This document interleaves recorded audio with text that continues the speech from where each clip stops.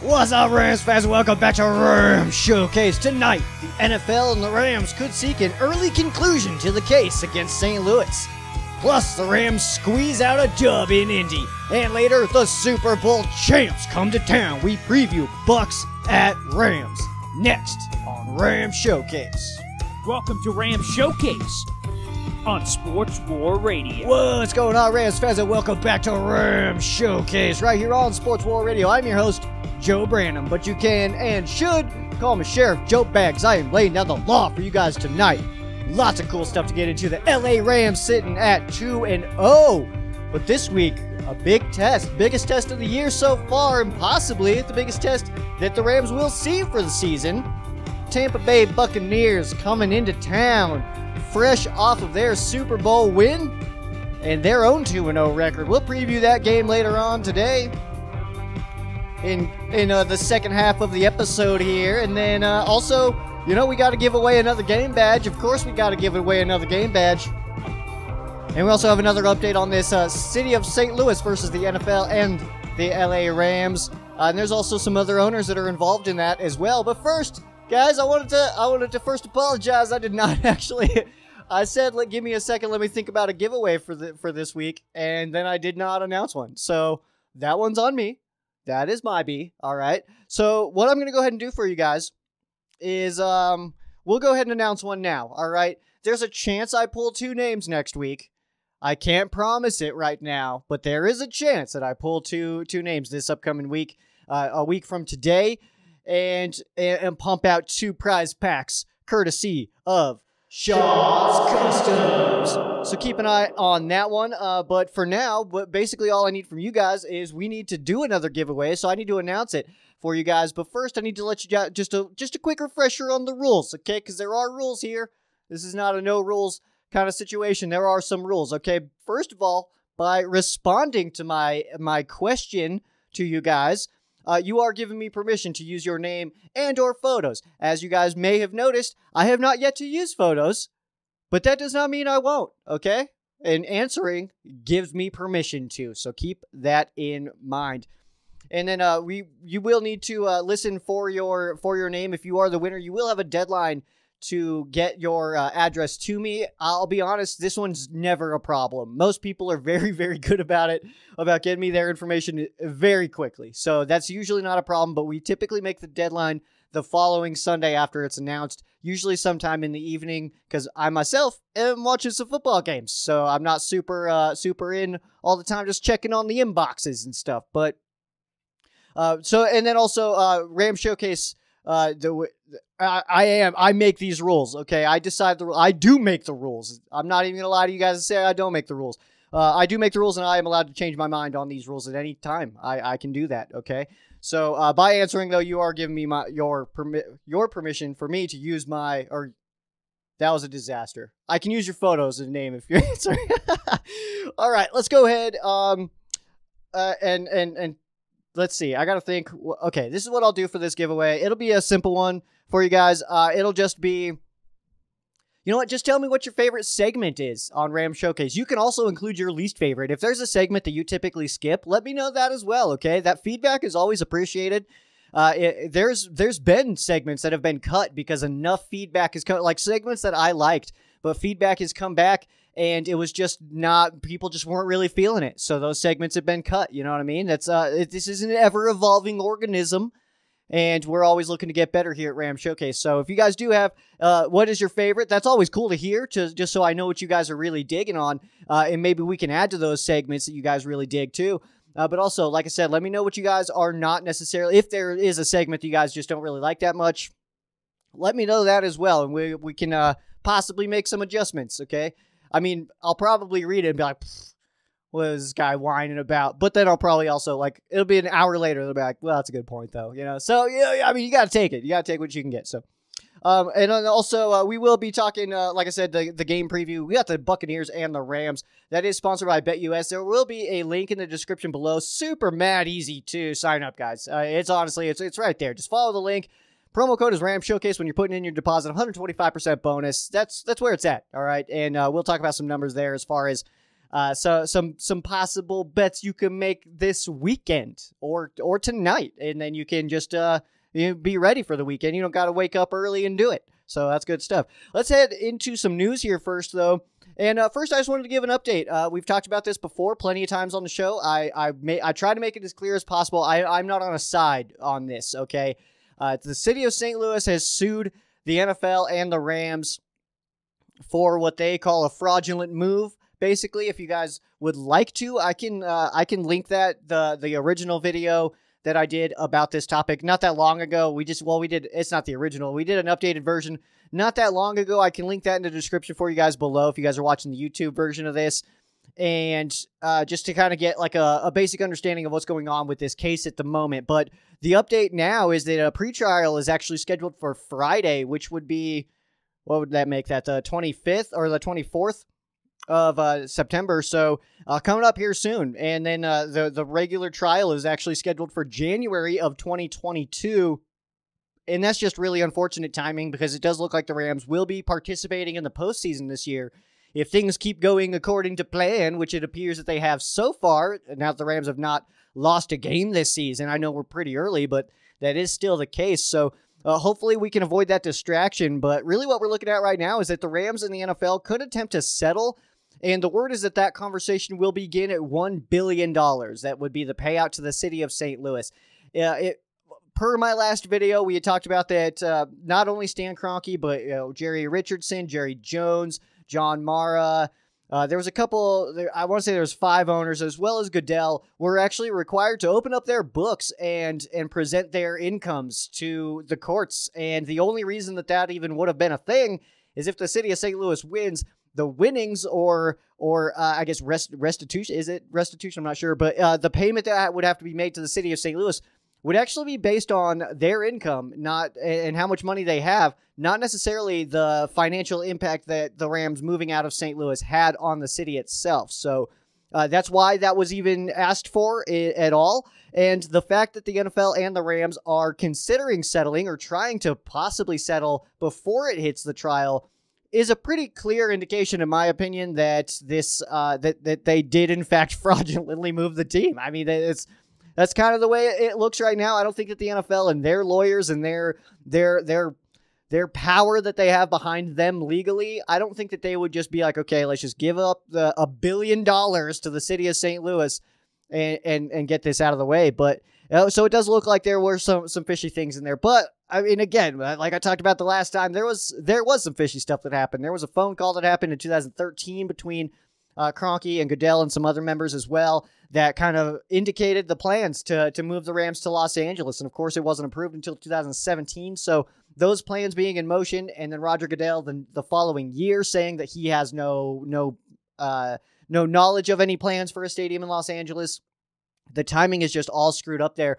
So the city of St. Louis definitely has a pretty strong case, but settling before the trial, like I said, it really does. It feels like that means that the Rams and the NFL are at fault, but also it might go.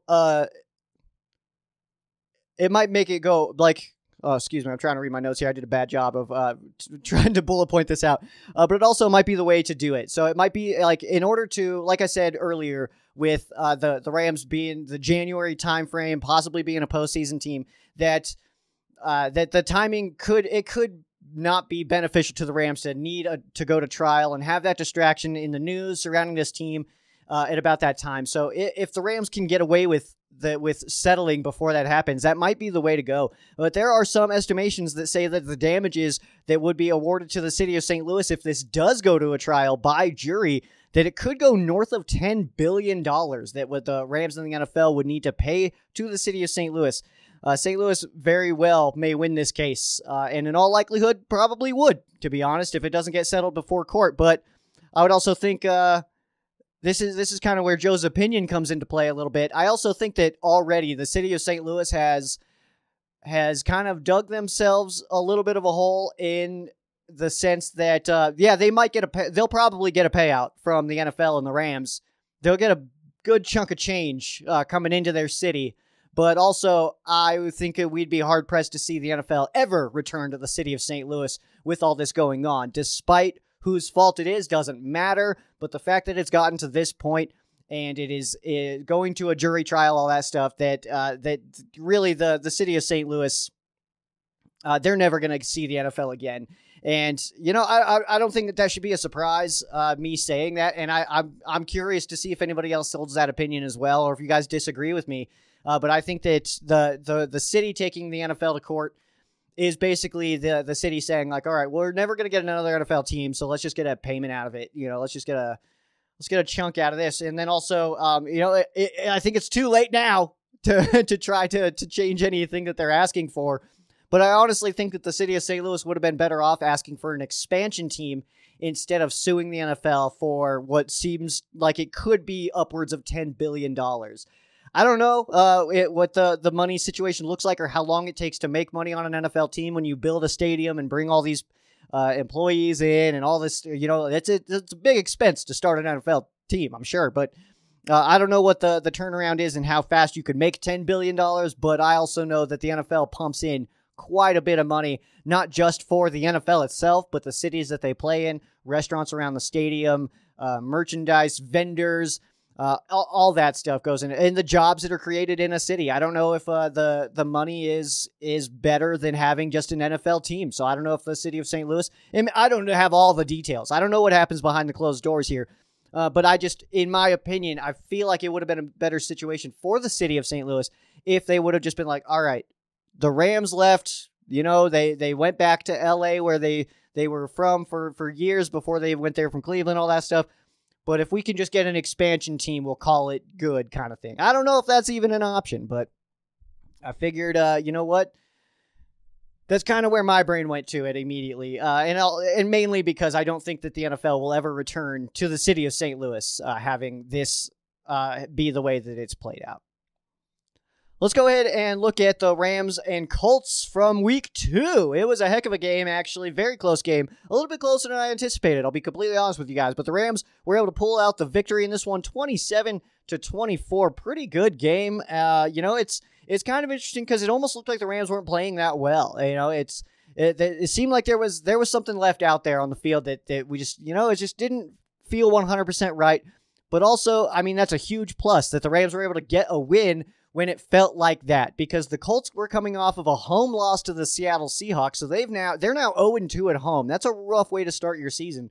So they come in off of the home loss to the Seahawks. They're getting a little bit desperate. The AFC's a tough conference to play in. They know they got a team like the Tennessee Titans, who is also they're super competitive. The Texans look okay. I think that it's only a matter of time before they just kind of fall apart. And then, of course, you got the Jags too, but with the Colts specifically, they came in, they were hungry, man. They wanted that game, and they've got a good team up there. And the Rams it didn't feel like they could really get it going how they should, or how they did, I should say, in week 1 against the Chicago Bears. But still were able to come out with the win, and that's really all you can ask for. So for this game, we got the game badge coming back again. This time, last week it went to Matthew Stafford. This week, it's going to Cooper Cup. 9 receptions on 10 targets, 163 yards, and 2 tutties, man. Cooper Cup had an absolute day. He and Matthew Stafford are on a different level, man. They're playing really, really good football together, and I'm really excited to see how that kind of develops and the continuation of that relationship that these two have built so far. It's been really fun to watch, even just through the training camp and through the early part of the season. It's been really fun to watch how Matthew Stafford is connecting with different guys. Like Robert Woods, maybe not getting all the targets right now, but hey, if Cooper Cup is doing it too, I mean, and I've got some good numbers on Cooper Cup. We'll talk about that in the 3 to See, actually, on the game preview here a little bit later on. We got some good stuff on Cup, but Cooper Cup obviously doing a great job to start the season. He's currently 3rd in the NFL in receiving yards, and like I said, this connection is just now starting. So I'm really excited for Cup this season, and I know that I've been on the train that Cooper Cup could be a potential trade candidate, but hey, he's still around and he's kicking some butts here. So I'm here for it, man. I'm not a Cup hater at all. I think Cup is an awesome player. But also, I think it's worth noting that I think we're seeing we've seen the first 2 games of what will have been the best Koopa Cup season in his NFL career. I think that we're seeing that begin. We're in week 2, heading into week 3. We're seeing the beginning of his best season so far. So it's going to be really fun to watch, guys. Keep your eyeballs peeled on number 10, Koopa Cup. Not to be confused with Cooper Pup, who is the Rams dog. Is he still around? Actually, I haven't seen anything on Cooper Pup. Did he get adopted by like a player or something? That'd be cool. Let's see. Let's go over. Let's talk about Kenny Young. All right, Kenny Young. You know, he's a little bit of a breakout guy this year. He was playing really well last year, especially late in the season. The progression was very evident. And if you guys aren't aware of Kenny Young or know his genesis of the Rams, he actually came to the Rams from the Baltimore Ravens as part of that Marcus Peters trade. So I know a lot of Rams fans at the time were like, Kenny Young, who the heck is this? Like, we lose Marcus Peters for a linebacker we've never heard of, and then now look at him, he's a starter. He's playing awesome. Unfortunately, in the game against the Indianapolis Colts, he did lose his cool just a little bit. He got a little fired up and made some incidental contact with a referee, which led to him getting disqualified from the rest of the game. So it was unfortunate to see. And you don't want to see any of these guys lose their cool, and especially enough to be kicked out of the game. You know, that's when it starts to hurt the team. You like to see the passion, you like to see the energy. But when it comes to hurting the team and actually getting ejected from the game, that's when it does become a problem. But I also think that Kenny Young is such a passionate player, and the way that he gets in on some of these plays and stuff, I mean, the fire is there. And if anything, him getting kicked out of that game last week, like, I hate to say it's a good thing, but I mean, it happened, and no matter what we say today, we cannot take it back. We cannot go back to the Colts game and get him back in the lineup.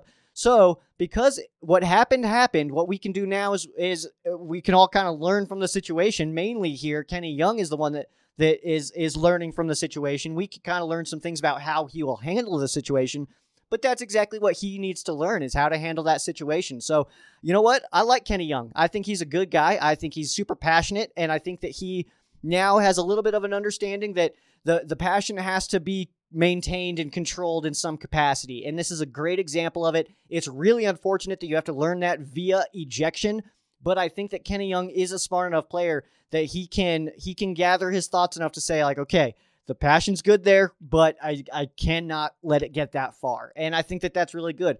Another positive, too, is because I watched the games in a weird way a little bit. So I watched the game, I watched that happen, and I wanted, after it was announced that he was getting, after the situation happened, actually, I was kind of watching, because you could feel that he was going to get ejected. Contact with the ref basically always leads to an ejection. I don't know a situation where it hasn't, but I was watching him specifically, and I wanted to see how he handled himself in just that situation. If he was waiting to get ejected and then maybe go off, anything like that.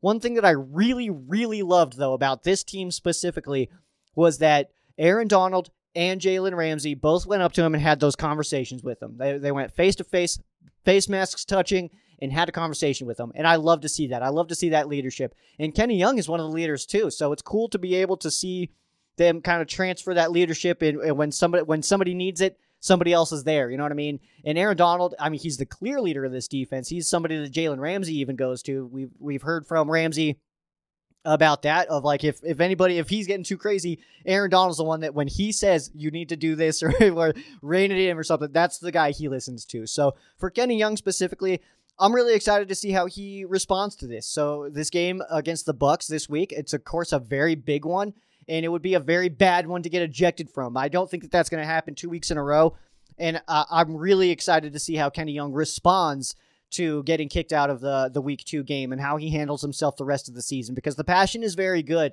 but, I mean, you have to have a cap on it at some point, and I loved the passion. I liked that it was there, and it's almost unfortunate that it happened with contact with a ref, because it was just kind of bad placement, I guess, you know, so... But Kenny Young, man, I know that some fans are being a little harsh on Kenny Young. I guess that's why I'm saying all this, is because I think that he's a very good player, and I think that he's gonna learn from this, and I think he's gonna be better because of it. It's unfortunate that it had to happen, but I think we come out stronger on the other side. Also, let's talk about Darrell Henderson as well, too. He did leave the game with a rib issue. His status is a little bit up in the air for this game this weekend. they will be talking about, of course, on the second half here. Also, guys, I've been guesting on the Bucks Report. They've got a bunch of different shows on there. It's always really fun because I never know who I'm talking to. I just get sent a link. Like I get asked if I'm free, what times I'm available. I schedule it out. So like, I don't get told anything. I just get sent a link. I don't even know who I'm going to talk to. And I just kind of pop up on screen and they're like, hey, we got Sheriff Joe Bags here to talk about the LA Reyes. And then we're just talking about the game. So I don't know. It's, it's really fun, but we'll be doing that again. If you guys want to find the Bucks Report or just Bucks Report, I'll be there at 7:00 Pacific time on Thursday. I'll be doing another guest spot on one of their shows. I don't even know which one. All I was told is that we might bring up the song Ram It. That's all I've gotten. I don't even know who I'm talking to, so it'll be fun. But Darrell Henderson had 13 carries for 53 yards, did leave the game, and then Sony Michel actually came in, played some good football at the end there. He was running hard. That was good to see. But it just felt like the Rams were leaving something out there on the field, and that a big part of that does go to the running game. Again, this is the second week in a row that it kind of looked like the running game was just a little unorganized, especially up front with the blocking. So I do still anticipate that getting better over time, but let's not pretend like the Rams running game isn't an issue. All right, I'm not going to try to sugarcoat it and say like, hey, we got Michelle, we got, Hendo will be back in just a couple of weeks if he misses any time at all. I like Jake Funk, and I can say all that stuff, and that is all true. But we still need to see the production. Potential doesn't pay the bills. The production does. You know what I mean? Like Ram Showcase has all the potential in the world. But, is the production there? Well, I like to think it is. I'll let you guys decide. But, yeah, a big part of that's the running game. So Henderson missing time at all would be very unfortunate to see. We don't want to see that at all. But I did like what we saw at Sony Michel later on. So, I don't know, it just felt like we run a tighter ship than what we did in Indianapolis. Does that feel real to anybody else? With the Kenny Young ejection, with just some of the way that the plays were unfolding, just kind of, it's like we're sharper than that, and I'm just glad we were able to come out with a win there, and some drop passes and the occasional spotty coverage. It just left a little bit more to be desired. Just wanted just a little bit more out of it. All right, let's move on to the rest of the West, what those other three dweebs are up to. So everybody in the NFC West is 2-0, except for those Seattle Seahawks who lost in overtime to the Tennessee Titans. That score was 30-33. Tennessee Titans get the dub. And, this was a heck of a game, and there was definitely some interesting refereeing going on in this one, but I think all of that was benefiting Seattle, so they still couldn't get it done, but I still think this is a heck of a team. And also, I think Tennessee is, they're a confusing team, man, because they got their butt cheeks kicked in week 1 against the Cardinals, and then they go into Seattle and win. Like, what the heck is that, guys? Like, who are the Titans? How can we remember the Titans if we don't even know who they are now? You know what I mean? So, the Seahawks do fall to 1-1. This week, the Seattle Seahawks are at the Minnesota Vikings, who sit at 0-2. And that game will be on Fox at 1:25 p.m. This is the only game that is actually in competition with the Rams for late coverage on Fox. So we'll look at the distribution map, the distro map here in a little bit in the game preview. But pretty large area for Rams and Bucks. But Seattle and Minnesota definitely getting their fair share. But Minnesota 0-2, Seattle 1-1. Speaking of Minnesota, they did lose to the Arizona Cardinals 34-33 in week 2. What a game, by the way. What a game. And this game, if you guys didn't check it out, very tight all the way through. And then Minnesota lines up for a field goal at the end there as time expires, and dude missed it. Dude missed our chances of getting just a little bit more ground there. Joseph is his name. He is gave us that. We had the chance to gain just a little bit more ground in this very tough division, and dude missed the kick. So if you guys follow the NFC West Roundtable, we talked about all these games, of course, this week. I'll leave a link in the description below. It was on the Ram Showcase channel, so it'll be very easy for you guys to find. But our Cardinals guy on there, the AZ Sports Fan, is his channel. Make sure you guys check that one out. We do the Roundtable on there as well, so it's worth it to subscribe, and then you can catch us there as well. But his reaction to seeing that kick missed was very pure. I watched that video because after seeing how the game ended, I knew he was going to put out something, and it was good. That's fandom right there. I loved it. But that was pretty cool. But Arizona at 2-0 now, they will take on the 0-2 Jacksonville Jaguars. That game will be played in Florida on Fox at 10 o'clock in the morning for the Pacific time zone. So pretty early one. The Arizona Cardinals shouldn't really have a problem with the Jags, but we've seen some crazier stuff happen before, and honestly, all the NFC West played some very tight games in week 2, so we got to pay attention to that as well. But the Jacksonville Jaguars not looking super hot so far this season. And then the San Francisco 49ers defeated the Philadelphia Eagles by a score of 17-11. Not a very exciting game, and honestly, I think the 49ers might. I'm pulling back on the 49ers a little bit on my trust in that they're actually that good of a team, because really they're 2-0, but they've beat 2 bad teams. Honestly, I mean the Eagles are not a good team, the Lions are not a good team, so I'm not super sold on. And those are both 1-possession games. You know what I mean?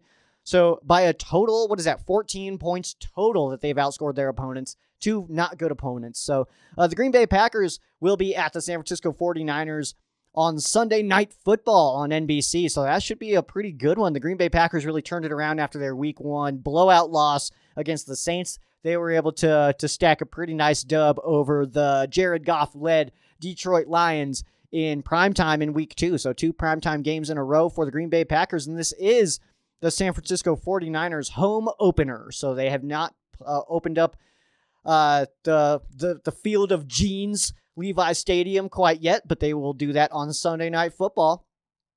And we'll see if they can go 0-1 at home this season. Good stuff.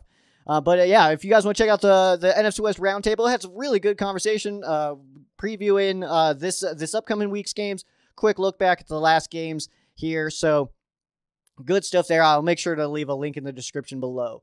Some quick transactions for you guys before we head into our break. The Rams terminated the contract of Otis Anderson Jr. on the practice squad and then signed running back Javian Hawkins to the practice squad. Hawkins played at Louisville with Tutu Atwell, Rams wide receiver. He was cut by the Falcons in August as a UDFA. And the Rams also activated linebacker Chris Garrett off the COVID list and should make his debut against the Tampa Bay Buccaneers on Sunday, but he'll likely only get a few snaps. And then also in Rams linebacker news, the Broncos have signed Rams linebacker Micah Kaiser, former starter for the Rams, will now be playing for the Denver Broncos. They took him off the practice squad. He is on the active roster for the Denver Broncos. That is all for your transactions. On the other side, we've got your game preview. Bucks at Rams. Don't go anywhere.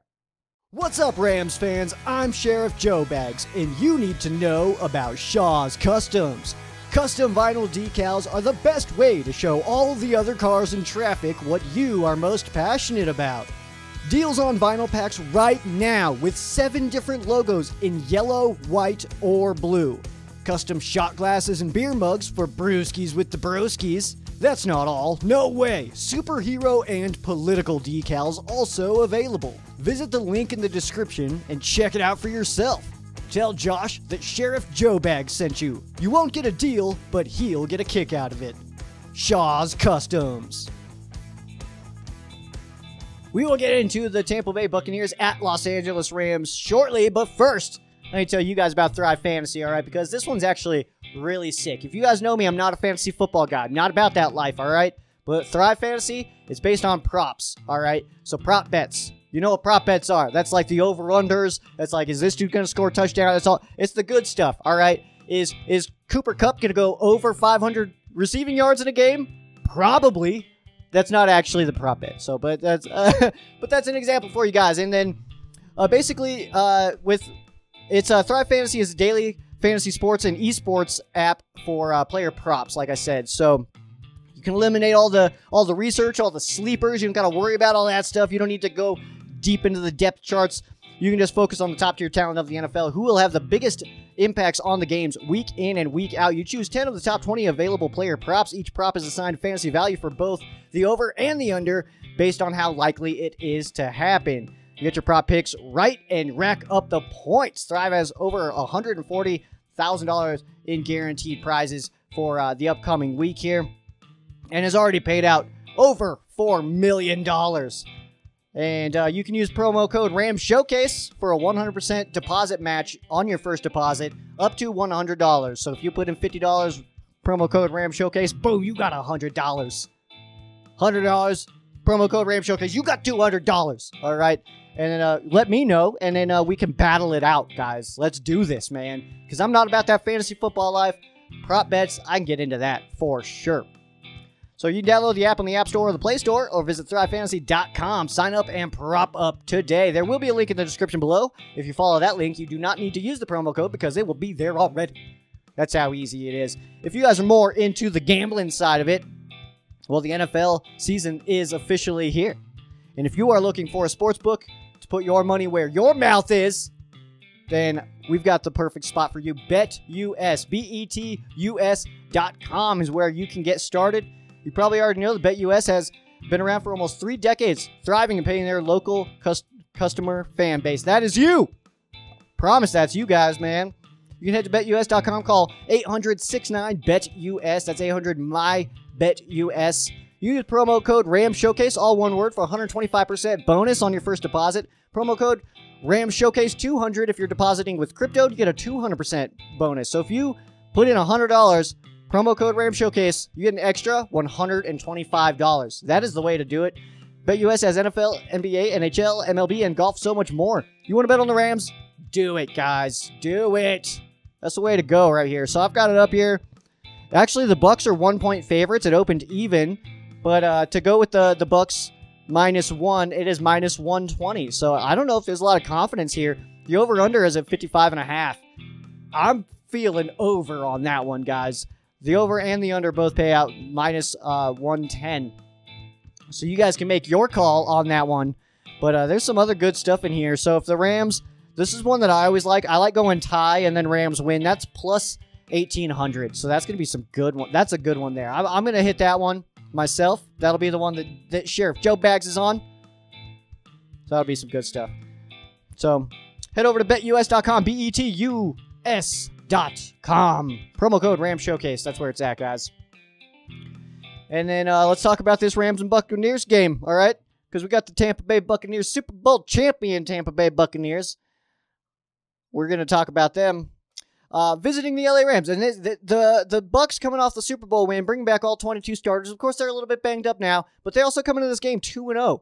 The LA Rams also sitting at 2-0. This game will be played at 1:25 p.m. on Fox at SoFi Stadium. So hopefully you're not watching Fox. Hopefully you're watching at SoFi with your own eyeballs, and the only screen that you guys are soaking in with those eyeballs is that infinity screen, all right? You don't want your TV screen for this one. You want that infinity screen shining that light, that blue light, right into your retinas, all right? That's where it's at, all right? For me, I will have the blue light from a television screen because Rams will be shown out here in Colorado. Actually, we get all of Colorado. Here's your distribution map. Poof! And in the red is where anybody in the red will see this game on their television if you're on Fox. Out here in Colorado Springs, it is channel 21. I'm sure it's very different where you are, but that's the channel you can catch it on. Very large area. Troy Aikman and Joe Buck will be on the call, so game of the week. Like I said, the Bucs are favored in this game by -1. They got 1 point, all right? That's not that bad.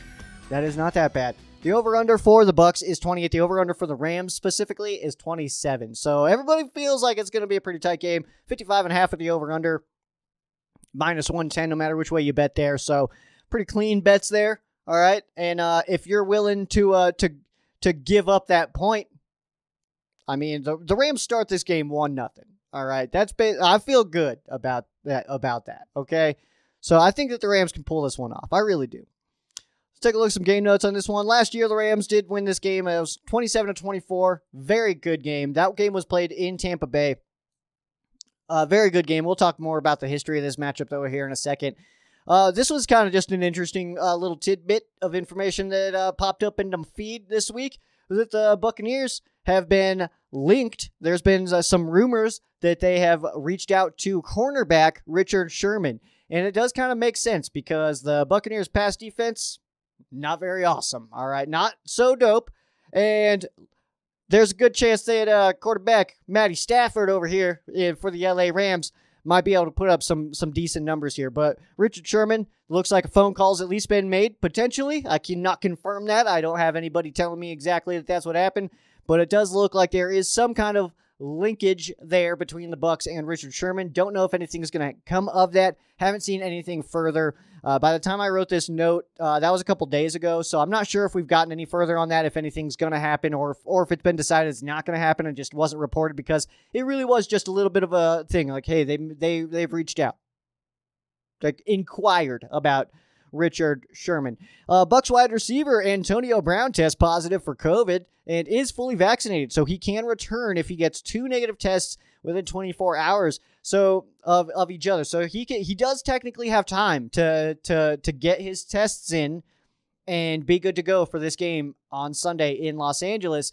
But it's also not a guarantee. If he tested positive, I mean, he actually might have COVID. I mean, that's typically what a test tells you. If a test comes back positive, you're supposed to have it. All right, but as we know, as we've learned over this last year and so many months, that not anything is very locked in and set in stone. There's a lot of things that are kind of up in the air and a lot of things that are confusing, and that's not a political statement at all. I think it's just a human statement that if this hasn't confused you at least a little bit, then I don't know.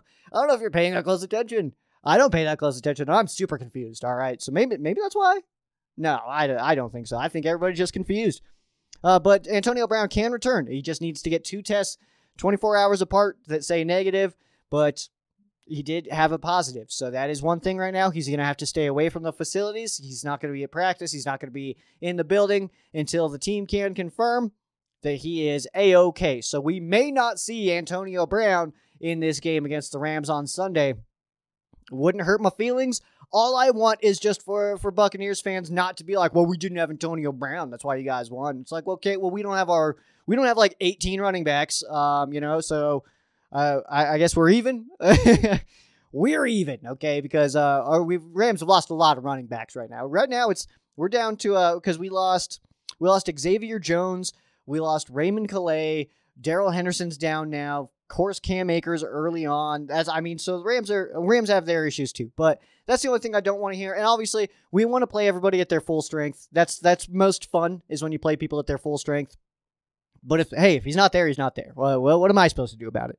Let's take a look at the matchup of this game. This is the Rams offense versus the Bucs defense. You can see on your screen the Rams offense seems to be getting it done through the air pretty decent here, ranking 7th, but the ground game's still giving them some troubles. And so if Darrell Henderson is down, that is unfortunate, and that does hinder the Rams' abilities to get it done on the ground, especially against the Bucs, who have the 2nd-ranked run defense right now. I'm not 100% sold that that's a very real, accurate representation of what the Bucs rankings will be at the end of the season, or what their numbers or their averages will be at the end of the season, because right now the Bucs have been winning games, and to give up less than 60 yards a game on the ground, I don't know if that's going to keep on keeping on, but they're playing from above. They're playing from ahead quite a bit right now. But as you can see, the Bucs pass defense pretty rough there. So the Rams offense has an opportunity to really have a big day passing the football in this one. Really, Matthew Stafford. I mean, he seems last week. There were some mistakes, but he also, in a weird roundabout way, also looked a little bit more comfortable than he did against the Chicago Bears. Maybe it's because you go from prime time to an early kickoff, and so not as many eyeballs are on you. But I think the connection is very real with guys like Koopa Cup and Tyler Higbee. That one's very real. And then I think we'll see Bobby Trees get a little bit more involved. I like what's happening with Van Jefferson, and per Sean McVay, looks like we're going to try to get Deshaun Jackson a little bit more involved. I don't know if you come out and say you're going to get Deshaun Jackson more involved and then do it immediately. I mean, I think that you kind of say that and then you start peppering him in just a little bit more as the weeks go on. So I don't know if he gets big playing time in this game. He probably wants to, former Buccaneer, but Deshaun Jackson, he played for the Bucs, right? He's played for he's been in a lot of places. He's been a little bit all over. Not too many places, I guess, but he's been a little over. Let's go to the other side. Bucs offense versus the Rams defense. Rams did have a top 10 defense last week, now sitting about middle of the road, but doing pretty good against the pass, only giving up that 216, ranking 11th, 20th against the run. Still having some troubles there, but also still packing those light boxes. Not doing a whole lot of damage there, not loading it up. They're kind of daring teams to run on them a little bit. The Buccaneers, not necessarily known for their running. They're tied for 30th in the NFL on the ground, but 5th in passing, so they are getting it done through the air. You cannot blame them. They've got weapons for days. They are very much like the Rams in the sense that they have a lot of weapons to throw to. And, you know, I mean, Gronk, whether or not he watches tape, is one heck of a player.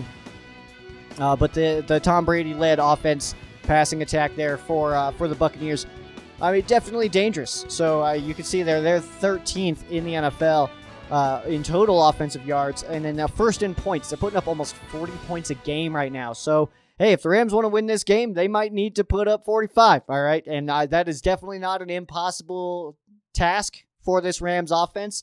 Definitely a lot of weapons here, but we really should get a good idea of exactly how good the Rams' pass defense is in this game specifically. This is probably the best array of weapons that the Rams will see this season.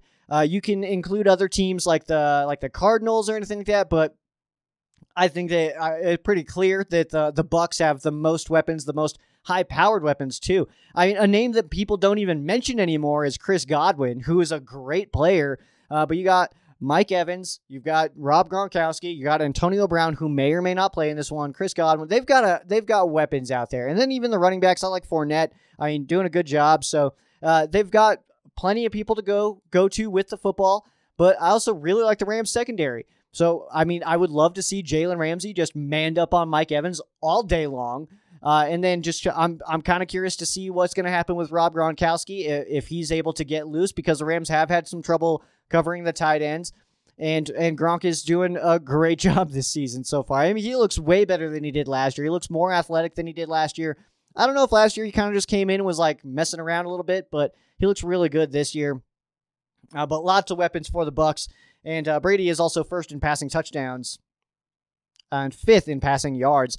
The history of this matchup: the Rams lead the all-time series 17-9, so only 9 wins for the Bucs over the Rams in their history, and 17 for the Rams over the Bucs. The most recent game between these two came on November 23rd of 2020, just last season. That was a 27-24 win for the Rams. That game was played in Tampa Bay. The first ever game between these two came on November 6th of 1977. The LA Rams defeated the Tampa Bay Buccaneers 31-0. Gave them the big old goose egg, which is always fun to watch. And maybe we'll get another one. I wonder when the last time Tom Brady was shut out. Has that ever happened? That'd be wild. Maybe don't put money on that one, guys. Maybe not. Just a friendly tip. That's all. That's my only advice, my betting advice. Well, I guess some of my betting advice. The longest streak that the Rams have had in this series is actually 6 wins. That came between 84 and 92. The Bucs' longest streak in this one, just 3 wins. That came between the years 2000 and 2002. So some pretty good Rams teams that the Buccaneers were streaking on. And the Bucs won those three straight games after that loss in the NFC Championship game, where Ricky Prohl caught that crazy ball and pins it against his body, and he definitely got in there. If you ask Bucs fans, they'll say it was probably incomplete, but he definitely got in there. And the Rams are 2-0 versus the Buccaneers all-time in the playoffs, and that does include that NFC Championship game, which was a tough-fought game. Of course, the Rams did go on to beat the Tennessee Titans in the Super Bowl that year, so that was a heck of a time to be a Rams fan, for sure. But also in the other game that the Rams had with the Bucs in the playoffs back in the 80s, there's some pretty memorable catches in both of those games for the Rams, and if you ask the Buccaneers fans about it, they'll get a little bit sour. That's all. That's what I've learned is that if you bring up Ricky Prohl, I'm blanking on the name. I know you guys are commenting it right now. I'm totally spacing, but if you say either of those names to Bucs fans, they will tell you that things happen and whatever. They'll get sour on you. Let's take a look at the 3 to see. Let's take a look at last week on our 3 to see. We had Jalen Ramsey, Justin Hollins, and Darrell Henderson. Jalen Ramsey had 3 total tackles, 1 interception, his second interception as an LA Ram. So that was pretty sweet to see Jalen getting it done there, and it was a perfect timing too. really helped the Rams seal that victory over the Colts. And the Colts, honestly, though, they were clearly avoiding Ramsey. It looked like it seemed like he had a better game in week 1, but it's also because he was just around the football more. The Colts did a really good job of just avoiding where Ramsey was on the field. Hey, good on them. I mean, that's something that's a good way to do a good job against the Rams, is avoid their best players, which is Aaron Donald and Jalen Ramsey. So, hey, they did a decent job. Justin Hollins had 2 total tackles, less explosive than week 1, for sure. He definitely did not have that burst that he had in the week 1 game, but hey, he still looked pretty solid. And then Darrell Henderson had 13 carries for 53 yards and 1 tutty. He did look like he was still getting his legs under him a little bit. That injury won't make that happen any faster. We'll see if he plays in this game. That cartilage injury that's a tough one, man. I don't know if anybody's had a rib injury. I've had a rib injury myself. It takes quite a while, and that is a pain too, man. Rib injuries are not fun. I had my rib injury. It took me a good 2.5, 3 months until I really felt like it was healed up, and it was at work or so, I'd reach for something, but it was terrible. So I'm sure, and I can guarantee that Darrell Henderson's injury was way worse than mine, but I can also guarantee, in fairness, that Darrell Henderson is tougher than I am. So maybe it's about even. Me and Darrell Henderson basically going through the same exact thing. All right, let's take a look at the week 3 to see. And first, we're going to start with wide receiver Koopa Cup. Koopa Cup is on absolute fire this season so far, man. He's doing great. He has 11. Last year, he had 11 receptions for 145 yards against the Tampa Bay Buccaneers. That was just last year in our game against them in November. So, you know what? With the way Koopa Cup's playing this year so far, the way he played against the Bucs last year, I'm feeling good. Put Koopa Cup in your fantasy lineup if that's what you guys do. I think it's going to work out well for you. He's currently 3rd in the NFL in receiving yards with 271. He is tied for 2nd in touchdown receptions with 3. He is 3rd in yards this season, but the cool stat here, and this is all stuff that you guys can find on the internet. The cool stat here is he's 3rd in yards for the NFL, but he is 19th in percentage of teams' air yards. That means that while Koopa Cup is absolutely destroying souls out here, he's 19th in percentage of teams' air yards. That's pretty freaking good, guys. I mean, that means that the Rams are spreading it around. That means Robert Woods is getting it done. That means Van Jefferson's getting it done. That means Tyler Higbee's getting it done. That's good news for the Rams, all right? 3rd in the league in yards, but 19th in percentage of air yards for his team. That's incredible stat there. That is something that you tweet about, all right? Go ahead. Go to Twitter. Tweet about it.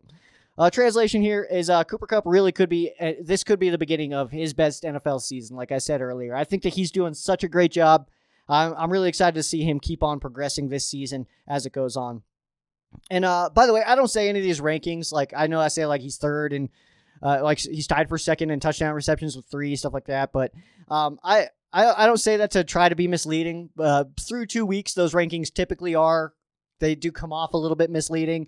I could say Jalen Ramsey is tied for 6th in the NFL in interceptions, but he's got 1 because only 5 guys have multiple. So there's ways to make it sound really good, but that is not my intent, by the way, guys. That's why I try to give you guys the actual. He's got 3 receiving touchdowns, which also happens to be tied for 2nd in the NFL. Whatever.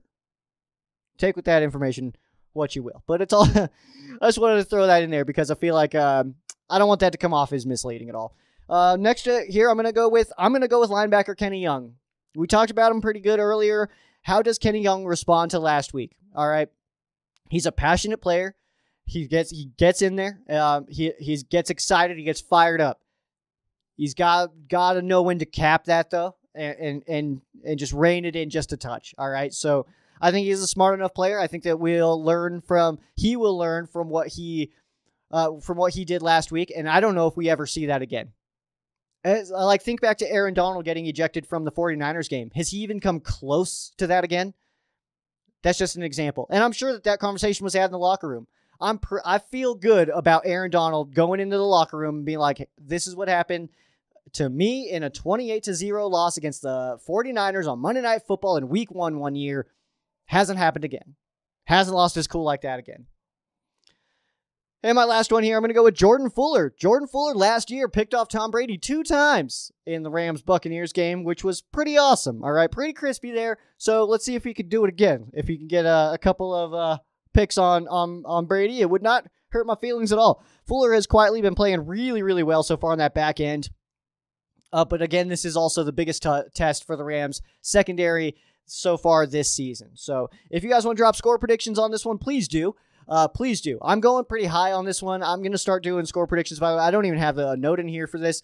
I'm going to go pretty high on this one, though. I'm going to go, I think it's going to be like a 45-42 victory. And that is different from the prediction that I had in the NFC West Roundtable, but this is more recent, so this is more real, I guess. I go high voice on you guys. All right, I'm going to take a quick water break here. I'll be right back with some fan quesos.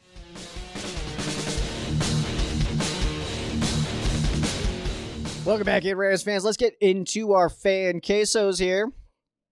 We got to pull them up here. And we got some really good ones in here. I was kind of keeping an eye on some that were coming in.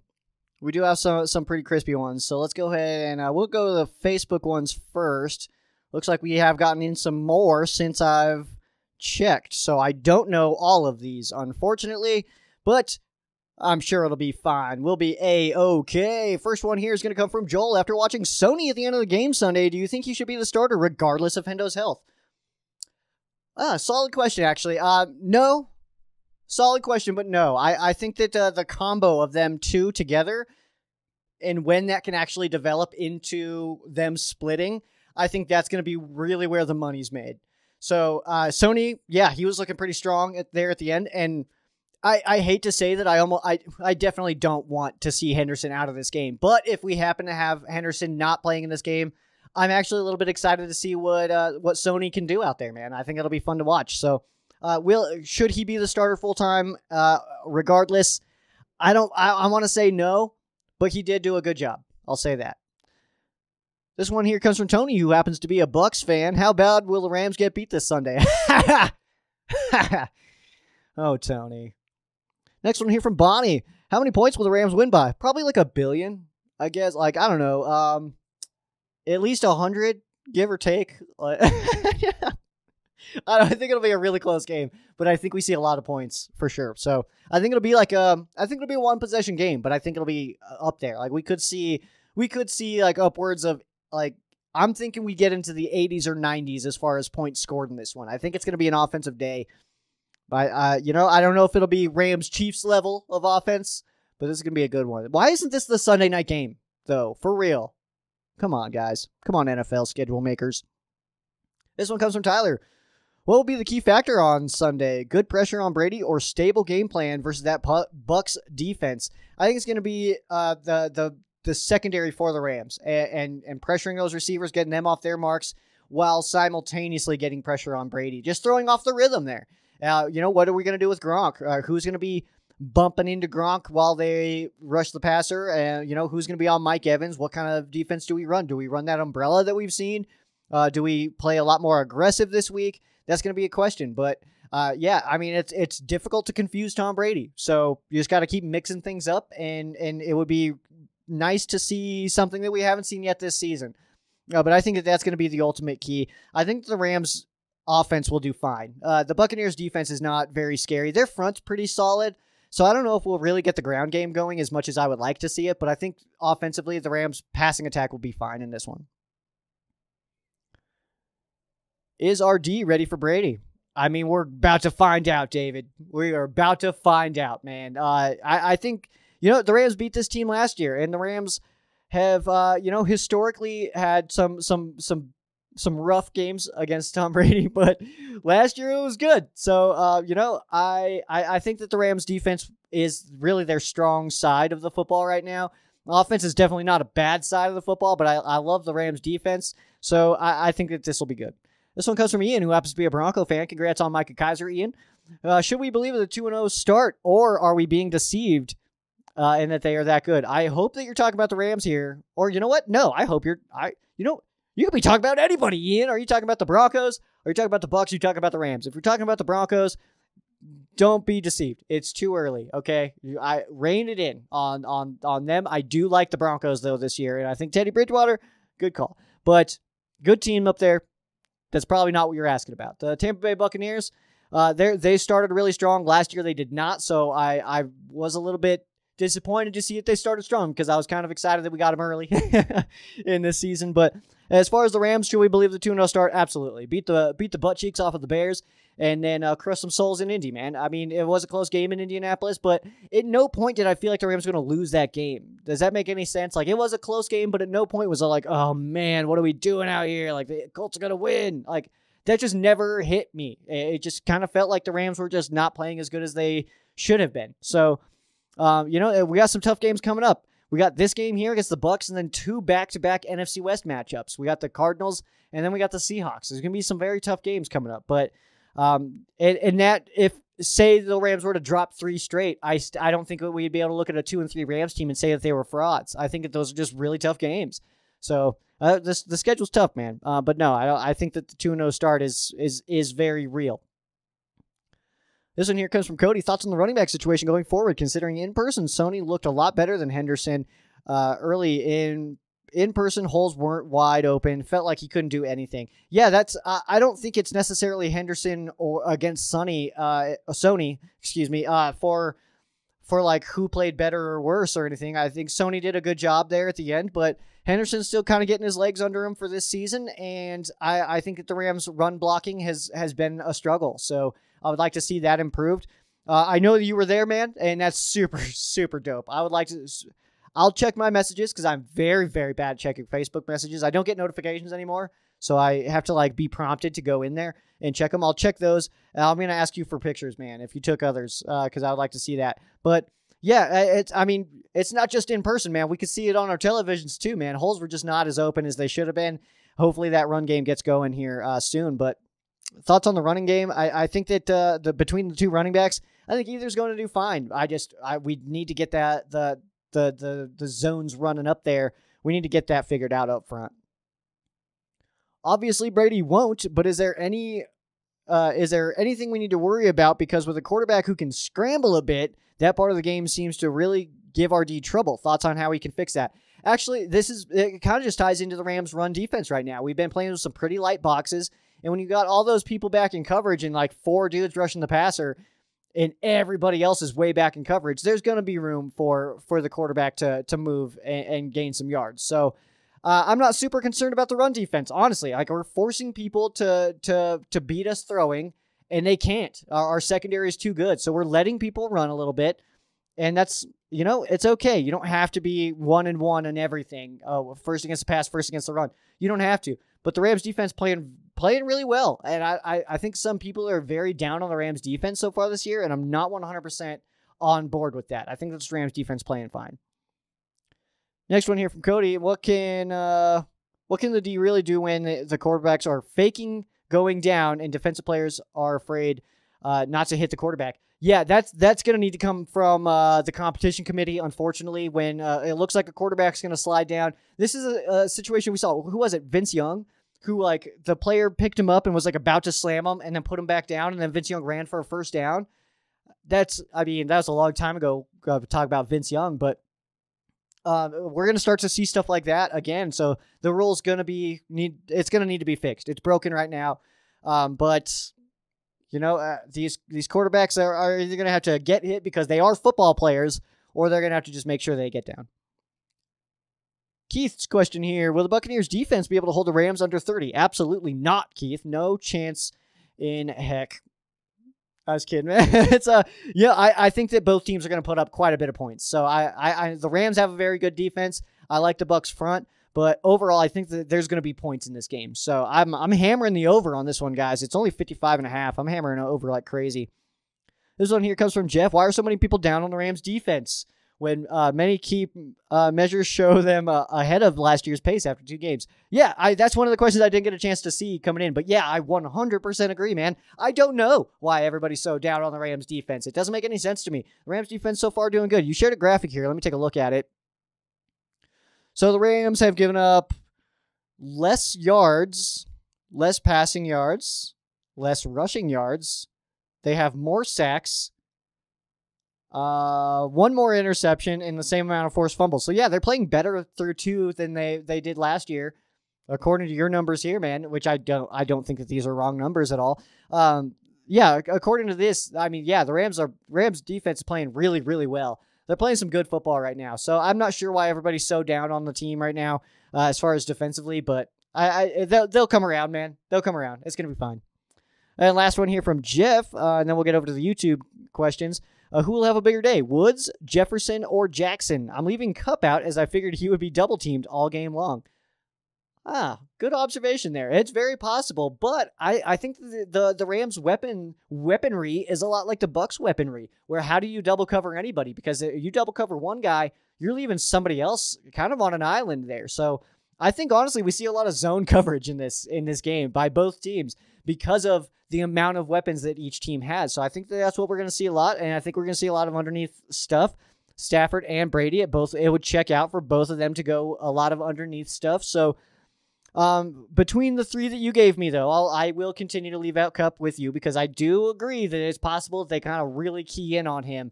But also the Bucs secondary, not that dope. So I don't know how worried I am about that. But between those ones, I would go with Woods.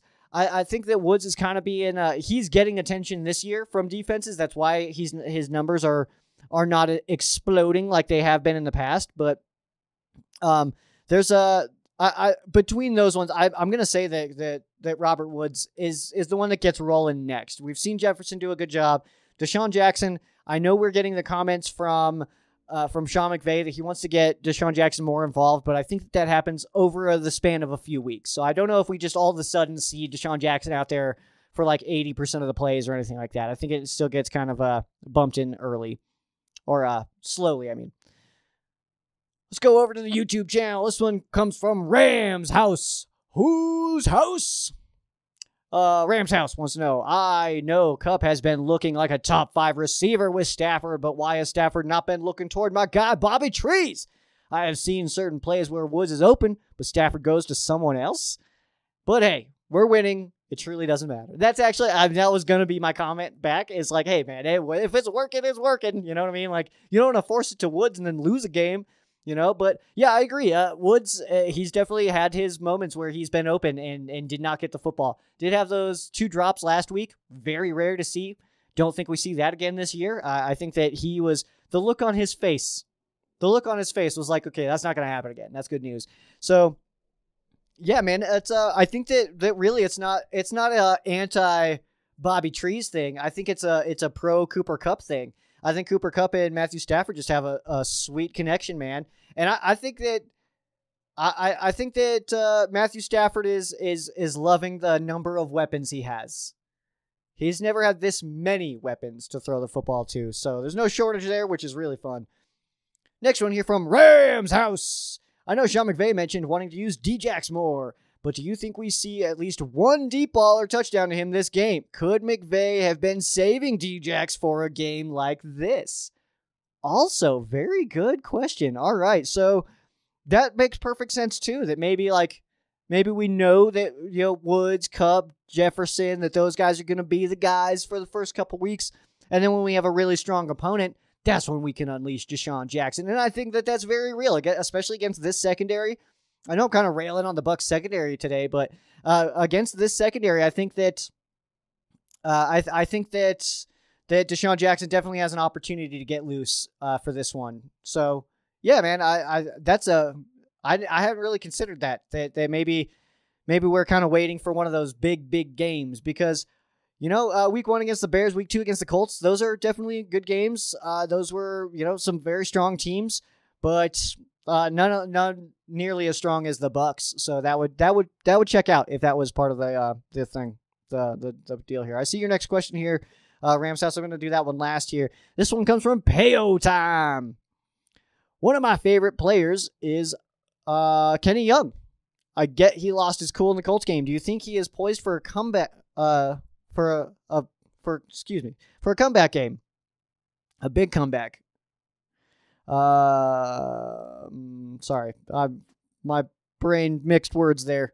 And what do you think of Donald calming him down? Yes, that's the important part there. So first of all, I did talk about Kenny Young, so I don't want to go too deep into that because I did do a good little bit on that about Kenny Young and what I think that how he responds. Just based on having covered Kenny Young since he got traded to the Rams from the Baltimore Ravens and, just seeing how it's all unfolded and watching his progression come from being this basically an unheard of linebacker to now he's a starter for the Rams in their defense, which is a very one of the top units in the NFL. So I think that he does respond in a very positive way. And I loved that Donald got in there and had that conversation. I love that Jalen Ramsey got in there and had a conversation. And then also Sean McVay, which is really our three biggest leaders especially on the defensive side. I know Sean McVay's not a defensive guy, but those two guys, Ramsey and Donald, they're our leaders, man. And it makes perfect sense that, and I almost it almost would be a good montage little video or something like that. Something cool with their relationship with Kenny Young, how, he gets that interception against the Patriots last year. He picks off Cam Newton, and then immediately the ball's caught, and Jalen Ramsey and Aaron Donald are his lead blockers on that play, which was one of my favorite plays of the entire season because of that. And then this one, you have him kind of lose his cool a little bit, makes contact with the ref. I don't believe that was on purpose by any means, and unfortunately it leads to an ejection.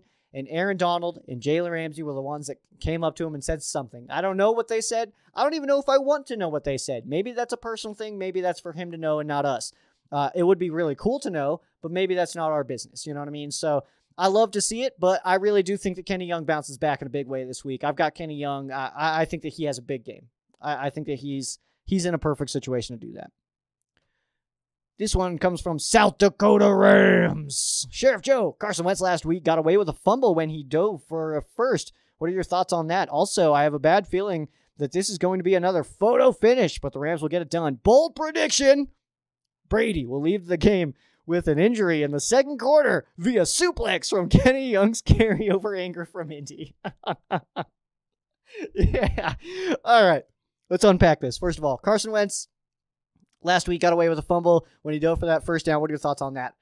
I disagree, actually. I don't think he got away with a fumble. I think that emotionally, yes, he definitely got away with a fumble there. But also, he's a quarterback, and he dove forward. You can dive forward. You can do a backslide. You fall on your butt cheeks or whatever. I mean, Jared Goff doesn't know about that. He almost ripped up the turf or the grass up in Denver in his rookie season.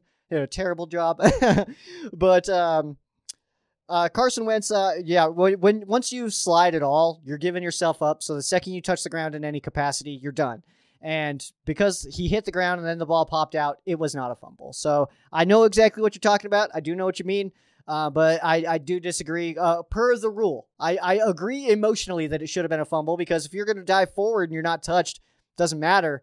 That should be a fumble. But he is a quarterback, so that counts as giving yourself up. So once you touch the ground, play's over anyway. So emotionally, yes, I agree.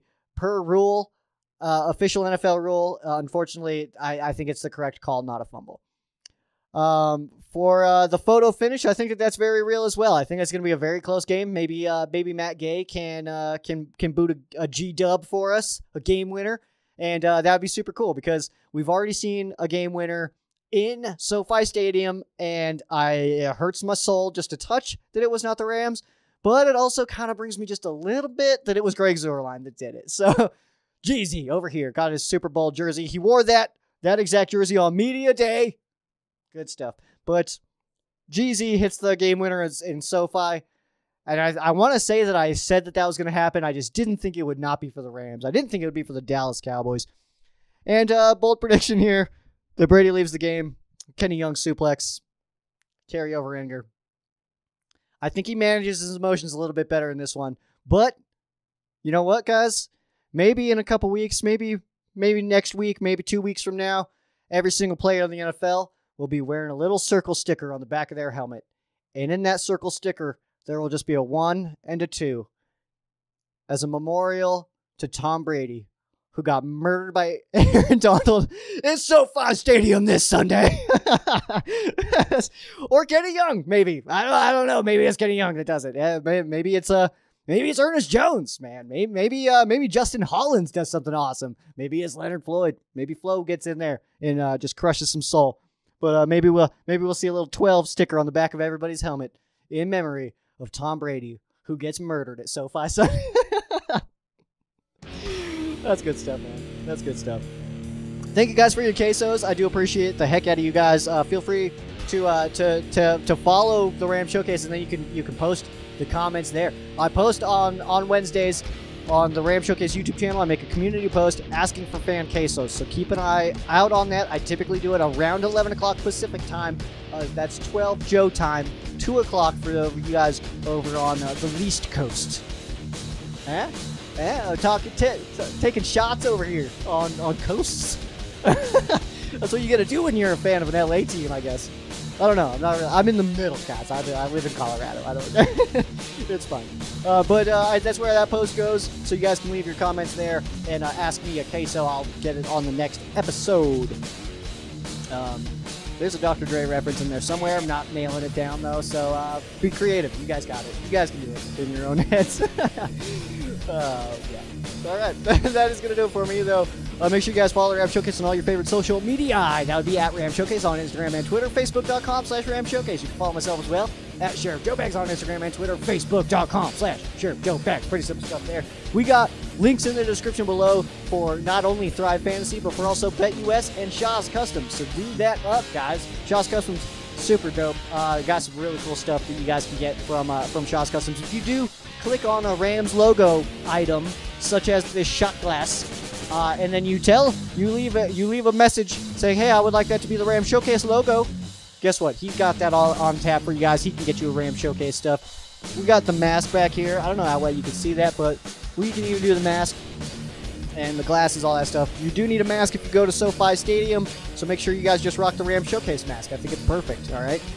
Also, I mean, heads up, this is terrible timing on this announcement, but the SoFi Stadium is requiring either proof of vaccination or a negative COVID test within 72 hours, and they are not being cool about it. They're not being chill, all right? They're not being chill about it at all. If you don't show up with that, you're not going in. That's it. I mean, rules are rules, guys. I don't know. I don't make them. I just got to follow them just like you guys. I mean, whoever needs that information. Or just go get the vaccine or get a test, guys. If you want to watch the Rams that bad, just go do it. Just go do it. Come on. It's the Rams. You're going to miss the Rams because you don't want a cotton swab up your nostril? Really? That's weird. All right. That's going to do it for me, though. Thank you guys so much for hanging out. I do appreciate the heck out of you guys. I am Sheriff Joe Bags. This has been Rams Showcase on Sports War Radio. For those of you who aren't Rams fans, our thoughts and prayers are with you. For those of you who are Rams fans, thank you guys so much for listening, and you guys have a great night.